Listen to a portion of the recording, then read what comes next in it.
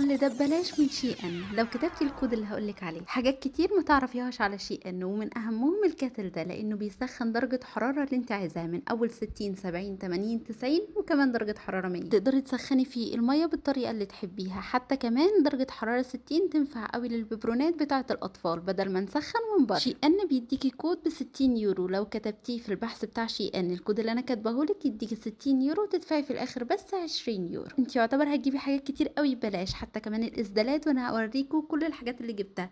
دي حاجات للشعر تحفة يا جماعة. الايروسول بتاع الاطفال موجود على شي ان.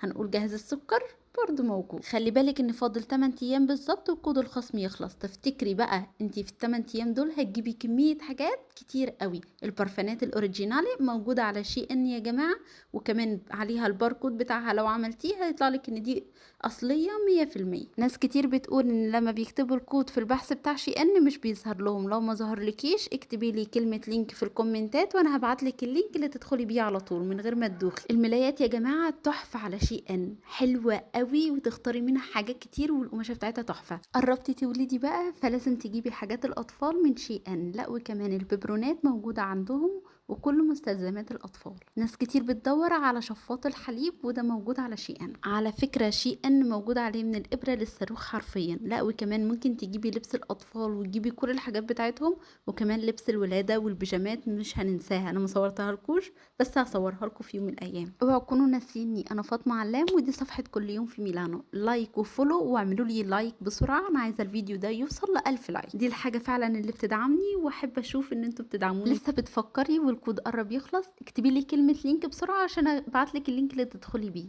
دي بتعمل نايز كده للاطفال عشان تخليهم يناموا ويحسوا ان هم لسه في رحم الام. ودي حاجات بقى تانية للأطفال برضو. اللبس بقى والحاجات التانية هبقى صورها لكم في فيديو تاني عن كل اللبس اللي جبته لمودي وكمان جبته ليا. اللينك تقدري تستخدميه في إيطاليا وهولندا وألمانيا وفرنسا وأسبانيا، يعني أي دولة أوروبية. دي بقى مش هتلاقيها غير على شي ان. عايزاكم تكتبوا لي في الكومنتات اسمها ايه عندكم. ابعتي الفيديو لصاحبتك قبل ما الكود يخلص بسرعة.